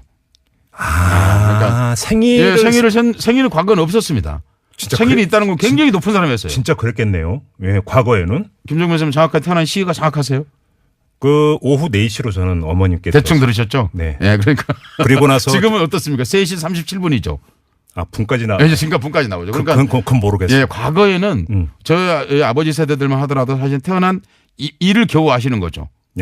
사실은. 그러니까 태어난 시는 자식이 9 되면 어머니가 모르세요. 대략 여름에 그때 더울 때 태어났는데 저희 어머님의 증언에 따르면 제가 이제 그 봄에 태어났는데 오후 4시쯤 태어나고 좀 누워 계시다가 다시 반일 나가셨다고. 그렇죠. 만약에 그러니까 지금처럼 생일을 세는 것이 그렇게 중요하지 않았던 시대이고 그 출산 이후에 바로 노동을 하고 그럼 그걸 기리고 하는 것들을 잊어버릴 가능성이 굉장히 높죠. 사실. 그렇죠. 그러니까 써놓지 않으면. 근데 당시에는 이제 글씨를 모르는 분들이 많았거든요. 그러니까 어쨌든 간에 일로 내려왔다는 것은 상당히 사회가 발전했다. 출생일로 기준으로 하는. 그러고 보니까 진짜 생일의 역사가 그렇게 길지가 않겠네요. 안 깁니다. 그렇네. 성의 역사도 길지 않습니다. 그렇네요. 성의 역사는 길지만 일반이 성을 다 갖게 된 것은 19세기 말입니다. 한국 같은 경우. 그렇죠. 그러니까 그럼 성이 없는 사람들이 생일이 있었을 리 만무하지 않습니까? 그렇지. 맞아요. 그러니까 그런데 어쨌든 간에 이제 생일이 있는 사람들이 이런 점을 이제 쳐보고 싶어 하는 간단하게 말하면 그런 수요자가 생겼다는 거죠. 사실 자기 생일을 모르면 사주팔자를 보고 말고 할 여지가 별로 없는 거죠. 조선시대는 그런데 사주팔자가 그래도 유행했습니다. 그러니까 사주팔자가 우리한테 언제 들어온 거예요? 고려시대 때 들어옵니다. 고려 때? 고려 때 비로소 들어옵니다. 그러니까 그 전에도 우리나라 한국식 점이 있었겠죠. 점이 있었다는 기록이 삼국유사에 많이 남아 있습니다. 그래요? 많이 남아 있습니다. 그런데 이런 식의 점은 아니었던 거죠. 그러니까 출생 연월일을 기준으로 하는 그런 게 들어왔는데 이제 조선시대에 들어온 본격적으로 이게 과거 제도에 아예 들어 있습니다. 뭐가요? 점이. 점치는 게 과거 시험 중에 하나였다고요? 어떤 식으로? 잡과에 아예 들어 있었습니다. 잡과? 잡과에. 중인들이 보는 시험이죠. 그렇죠. 그런데 그중에서 엄청난 치열한 경쟁을 뚫고 2명을 뽑았습니다. 와, 경쟁은 엄청나요. 그럼 그 사람들은 그냥 그 관리가 돼가지고 점치는 관리. 그렇습니다. 그 점치는 곳이 어디 있었냐면요. 지금 서울시 종로구 개동이라고 있습니다. 개동 있죠. 거기 현대 본사가 있는 자리가 과거에 관상감이 있던 자리입니다. 관상감. 관상감 안에 이 직원이었습니다. 관상감 안에 점치는 직원이었어요. 그런데 지금도 그 관상감 터가 현재 현대 본사 동쪽 끝에 현재 남아 있습니다. 관상감은 저는 아주 천문 보고 천문과 같이 뽑았습니다. 그랬구나. 천문직은 4명을 뽑았고요. 명리라고 그러는데, 그러니까 명과학이라고 그렇게 말하는 명리학을 얘기하는 겁니다. 명과학이라고 해당되는 사람 2명을 뽑았습니다. 그러니까 그런 사람들을 뽑아가지고 거기서 근무를 했거든요. 그럼 이 직책 이름이 뭐였어요? 그러니까 명과학이라고 지금 그러죠. 명과학. 운명을 다루는 과학이다. 이런데 그 당시 이제 시험 과목은 뭐 아실 필요가 없을 것 같은데 그 당시 하여튼 자평사주, 그러니까 일시를 따지는 자평사주가 시험 과목이었고요. 그렇게 해서 이제 뽑았던 것이죠. 그런데 이 사람들은 사실은 그렇게 목적이 여러 가지가 있었죠. 그러니까 제가 얼핏 추정해 보니까 그래서 국가의 행사가 있거나 이럴 때 네네. 나를 기리는 사람들입니다. 그죠. 네, 예. 나를 점지하고. 나를 점지하고. 그죠. 예. 그리고 누가 왕이 될지 짐작하는 거죠. 그 잘못 짐작은 대역죄에 걸려. 그래서 대역죄로 많이 죽었습니다, 실제. 진짜로? 예. 야, 목숨 걸고 하는 그렇죠. 직업이었구나. 그런데 중간에 그만두면 어떻습니까? 중간에 그만두면 엄청난 고객이 몰렸습니다. 근데 그 나가서 이제 하나 차리면 합격만 하면 사실은 합격만 하면 그러니까 국가 자격증이지. 예, 아니 근데 그냥 3년에 2명이에요. 근데 이제 목숨 걸어야 된다. 3년에 2명. 야, 그러니까 그 대한민국 역사에서 이제 줄을 어떻게 서느냐에 어떤 시초 비슷한. 이거 엄청난 직책이다 이렇게 생각하시면 될 것 같습니다. 누가 왕이 돼야 되는지까지 점쳤다고요? 그렇게 말할 수 실제로 그렇고요. 그럼 이제 왕자들의 점을 쳤고요. 언제쯤 왕이 되는지 일단 이런 것들을 또 같이 했던 그런 사람들이었다 생각하시면 될 것 같습니다. 그러니까 그 중에는 그 맹인도 있었습니다. 아, 그래요? 네. 그러니까 조선시대 때 의외로 오늘날 말하는 장애인. 제가 맹인이란 말은 과거 표현입니다. 시각장애인인데 옛날 과거 썼던 표현을 그냥 그대로 쓰겠습니다. 그러니까 그 장애인들을 구휼하는 제도가 의외로 조선시대 때 상당했습니다. 아. 그러니까 이 맹인들에게 이 관상감, 과거 이름은 서운관인데. 요즘 개념으로 보면 장애인 의무 고용이네요. 일종의 그렇습니다. 예, 그래서 뽑아가지고 세종실록에는 아예 자세히 나와 있습니다. 그 문장들도 잘 나와 있습니다. 네네. 이 명과학을 하는 맹인 중에 나이가 어린 사람 10명을 뽑아 서운관에 소속시키고 그리고 담당 선생 그러니까 훈도라고 그러는 훈도 4명을 주어 3일에 한 번씩 모여 배워 익히게 해야 돼. 이 말이 무슨 얘기냐면 명리학을 하는 그러니까 사주팔자를 하는 그 사람들 중에 10명을 뽑으라는 겁니다. 어린 사람들. 그렇네요. 이 사람들 먹고 살게 해주라는 겁니다. 그러니까. 그렇네요. 전문적으로 가르치라는 거죠. 고용 할당되잖아. 예, 그렇죠. 이야, 선진적. 조선시대에도 그랬다는 겁니다. 그러니까 그렇네요. 왜 그래서 이제 그 맹인 우리나라에서 맹인 점집이라고 왜 유명하지 않습니까? 네. 그게 바로 이 기원이 조선의 장애인 구제책에서 등장한 겁니다. 그러니까 난데없이 나온 게 아닙니다. 그렇군요. 이분들이 주로 종로 3가에 계셨습니다. 이제 이 직책 그만둔 다음에 나라가 이제 망했지 않습니까? 나라가 기울었고 이 제도가 없어지고 일제시대가 되면서 이 양반들이 이제 주로 바로 관상가면서 곧장 직선으로 나가면 거기가 한 200m 나가면 그게 종로 3가입니다. 그렇죠. 예. 그래서 그럼 미아리는 왜 나오는 거예요? 종삼에 있던 분들을 박정희 정권 때 이제 종삼을 드러냅니다. 종삼이 이제 이 맹인 점집들과 그러니까 시각장애인들이 점치던 점집과 그 성매매 공간이었거든요. 그러니까 이분 종로를 개발하기 위해서 이제 이분들 드러내 가지고 미아리에 갖다 버리죠, 사실은요. 아, 그런 역사가 있습니까? 뭐 이승만 때부터 시작을 했죠, 조금씩요. 그런데 그래서 거기에 동을 만들어줬는데 삼각산 안에 양지 바른 곳이다. 라는 뜻으로 삼양동이라고 만들었던 겁니다. 그 미아리 역사가 그렇게 시작이 되는 겁니까? 그 전에도 미아리 역사는 있었지만 오늘날 우리가 알고 있는 미아리 그 언덕바지, 미아리 고개, 거기 있는 점집들의 역사는 그렇게 시작된 것입니다. 뭔가 캐다면 항상 모든 게 어떻게 박정희 정권으로 가요, 이렇게? 그 양반이 오랫동안 통치했기 때문이죠. 나쁜 정치를 오랫동안 했지 않습니까? 18년 5개월 10일 17시간 동안 통치했거든요. 그러니까 오래 통치했습니다. 네. 근데 미아리 같은 경우는 교통 중심지기도 하지 않습니까? 그렇습니다. 교통 중심지가 점이 잘 맞습니다. 잠깐 무슨 말씀이세요?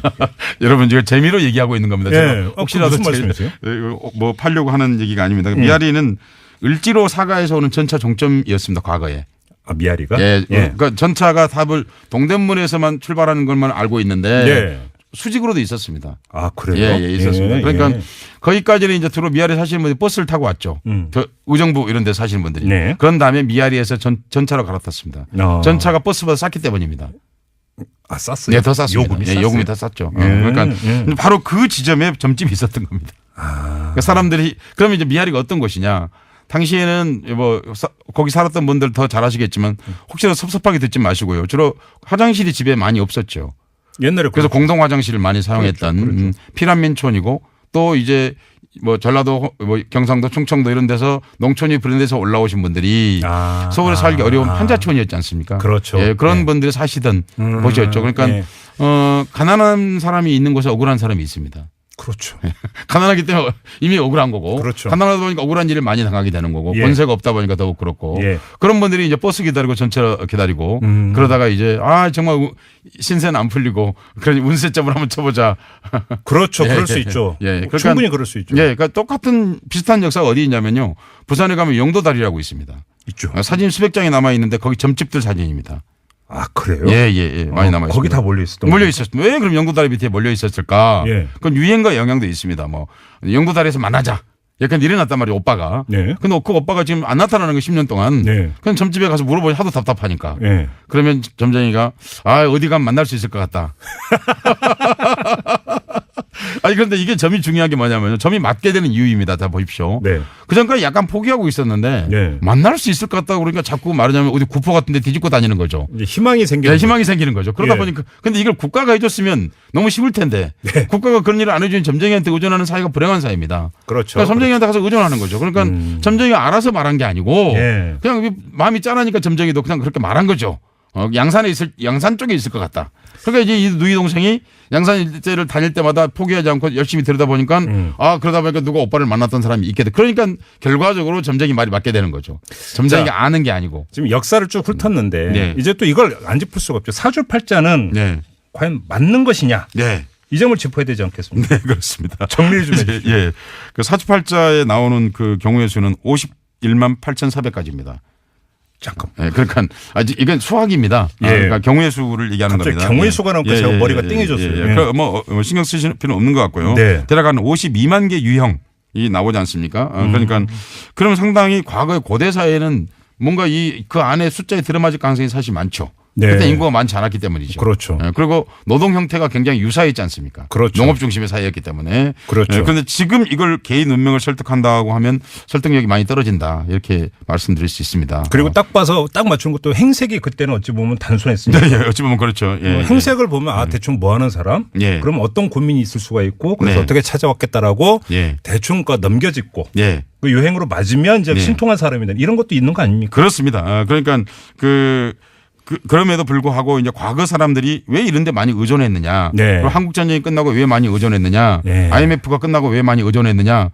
공통점이 뭡니까? 사회의 불행입니다. 그게 이제 그 일전에 한번 그 복권의 사회학을 네, 그렇습니다. 거의 원리가 같습니다. 예. 그러니까 뭐냐면 너무 힘드니까 그렇죠. 사람들이 이런 데 의존하게 되는 거죠. 그러니까 네. 뭐냐면 예측 가능한 사회에서는 점성술이 판을 치지 못합니다. 춤출 이유가 없죠. 예. 그러니까 예측이 가능하면 절대로 그렇지 않지 않습니까? 점이라고 하는 게 불확실하니까 치는 건데. 네. 그런 점에서 점이 맞느냐 하는 것은 이렇게 생각하시면 됩니다. 점이 많이 맞는 사회가 불행한 사회다. 이렇게 말씀드릴 수 있습니다. 그냥 그 점이 안 맞고 네. 국가가 제시하고 지자체가 제시하고 국회가 제시한 정치 일정과 사회 일정이 딱 들어맞는 과거에는 이렇지 않습니까? 예. 이렇게 아주 쉽게 말씀드릴 수 있습니다. 예. 과거에는 자기 몸이 아프고 하는 것들이 다 점으로 쳤지 않습니까? 그렇죠. 내가 아플 수 있을 것 같습니까? 요새 그 점은 필요 없습니다. 의료보험이 그걸 해줘야 되는 겁니다. 그러니까 건강 검진 받고. 그래서 건강 검진 받고 의료보험이 그걸 해줘야 되는 거죠. 그렇죠. 바로 그런 거죠. 그러니까 네. 내가 굶어 죽을 팔자입니까? 그러면 그렇지 않고 그걸 옛날에는 점에 의존해야 됐거든요. 네. 근데 그렇지 않고 지금은 사회복지를 통해서 해소해야 되는 그렇죠. 그런 것들이죠. 그러니까 그 점이 맞는 사회는 좋은 사회는 아니다. 도리어 점이 의존해야 했던 많은 부분들은 사회가 마땅히 커버해야 될 오늘 책임져야 될 영역이 있다 이렇게 네. 말씀드릴 수 있습니다. 언론이 그러니까 제대로 보도하지 않는 것 중에 하나가 뭔지 아십니까? 정치인들이 점보로 그렇게 많이 다닌다. 그런다고 그러더군요. 예. 왜 그럴까 제가 가만히 생각해보니까 지금 그 작가님 말씀을 듣으니까 이해가 될 거예요. 정치라는 게 사실은 어디로 튈지를 모르는 거죠. 그렇죠. 예, 그러니까 우리나라 이 사주팔자와 관련되어 있는 책 중에 제일 유명한 책이 토정 비결이지 그렇죠. 않습니까? 토정 비결. 근데 이 책이 진짜 중요한 책입니다. 왜냐하면 예.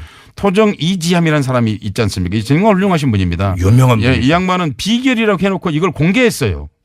그럼 비결이 아니에요. 잠깐 말이에요. 그러니까. 이 정신이 바로 이분이 왜 그랬냐. 너무 사람들이 불행하거든요. 이 양반이 이 책을 쓴 게 임진난 직전이에요. 사회의 어떤 비극성을 보고 예측할 수 없는 불안에 떠는 대중들을 위해서 이 책을 쓴 거거든요. 저는 이렇게 생각합니다. 그런 뜻이 깔려 있는 거예요? 그런 뜻이 깔려 있는 이런 겁니다. 모든 정치는 비결을 벗어나야 됩니다. 공론에 나와야 됩니다. 그렇죠. 토정 비결이 말은 비결이지만 공론에 나왔던 것처럼 모든 것이 드러나고 혼자서 무슨 의사결정을 하는 그런 사회가 아니라 모두와 함께 논의하고 그래서 비결이 아닌 공론이야말로 진정한 토정 비결이다 오늘날에 이렇게 말씀드릴 수 있습니다. 이지함이라고 하는 사람은 어떤 사람이에요? 이지함이라는 분 삶 자체가 그랬습니다. 그러니까 뭐 가령 거린들을 위한 그 구제청을 만든다든지 자기가 일을 할 때 자기 스스로 토담집에 살았고요. 그래서 호가 토정인 이유가 바로 흙으로 된 집에 살았다는 뜻입니다. 그러니까 그런 분이었기 때문에 그런 정신을 우리가 도리어 사주팔자나 전복술에는 이어받아야 한다. 그런 것들을 약자를 위해서 사용했다는 겁니다. 그리고 혼자 갖고 있지 않고 만인을 위해서 이용했다 하는 그런 점에서도 그렇습니다. 오히려 그러니까 토정 이지환 같은 경우는 운명을 개척해야 된다라고 하는 점에 방점을 찍었다 이런 그렇습니다. 얘기잖아요. 예, 그렇습니다. 그러니까 운명이라는 말이 있는데요. 네. 사실 그 한자 말이 아주 좋은 말입니다. 우리는 운명을 대개 숙명과 혼동하는 경향이 있습니다. 예, 그렇죠, 운명에는 그렇죠. 숙명이라는 말이 또 있고요. 예. 사실은 운명이라는 그 한자는 사실 우리가 거역할 수 없는 생명 그 자체를 얘기하는 것입니다. 천명이 하늘의 천명입니다. 예. 그런데 운이라는 말은 하늘과 관련이 없습니다. 이게 무슨 얘기냐면 명을 운전하는 것이 운명입니다. 그러고 보니까 진짜로 운과 명이 조합될 수 있는가 봐. 네네네. 그러니까 운이라는 것은 명의 움직임을 얘기하는 것입니다. 그 명예 누가 움직이느냐? 바로 사람, 곧 의지가 움직이는 것입니다. 야, 그렇게 주체적이고 운동적인 뜻이네요. 운명의 뜻을 제대로 잘 풀어내면 마치 그건 그 운자가 운전하다 할 때 운자하고 똑같습니다. 그렇네요. 예, 그러니까 그 명을 자기가 운전한다고 생각을 하셔야지 명에 끌려간다고 생각하는 순간 정말 고통스럽고 또 버겁게 살아간다 하는 점을 말씀드리고 싶습니다. 뭐 이거 뭐 오늘 결론 나와버렸네요. 아, 그렇습니까? 예. 그래도 마무리 좀 해주셔야죠. 네, 저는 이런 말씀을 드리고 싶습니다. 그런 그 토정 비결, 토정 이지환 선생이 가지고 있었던 그 정신이야말로 비결이 아니고 공론으로 했던 것처럼 그렇네요. 대중이 심리적 도탄에 빠지지 않을 수 있도록 해야 되는 것은 정치와 국가, 정부, 지자체가 해야 될 일이다. 그렇죠. 그래서 점이 판치는 세상이 아니라 점을 치지 않아도 내 운명과 내 삶을 예측할 수 있는 그런 사회를 만드는 한 해가 되었으면 좋겠다는 말씀을 꼭 드리고 싶습니다. 그렇죠. 예측이 가능한 사회가 됐으면 정말 좋겠습니다. 자, 이렇게 박학다설을 마무리하겠습니다. 서혜성 작가와 함께했습니다. 고맙습니다. 작가님. 고맙습니다. 네, 4759님이 항상 유익한 말씀, 역사의식과 민족정계를 회복할 수 있는 귀한 말씀 정말 감사합니다. 이번에 기획하신 방송도 기대됩니다. 이런 문자를 주셨는데요. 다시 한번 말씀드리죠. 다음 주 목요일 3.1절에 특집 다큐멘터리 대한민국 민주공화제 100년의 약속이 TBS TV를 통해서 방송됩니다. 낮 12시 10분, 밤 9시 30분이니까요. 많이 기대해 주시고요. 자, 저희는 물러가겠습니다. 색다른 시선은 다음 주에도 이슈의 핵심을 향해서 직진하겠습니다. 고맙습니다.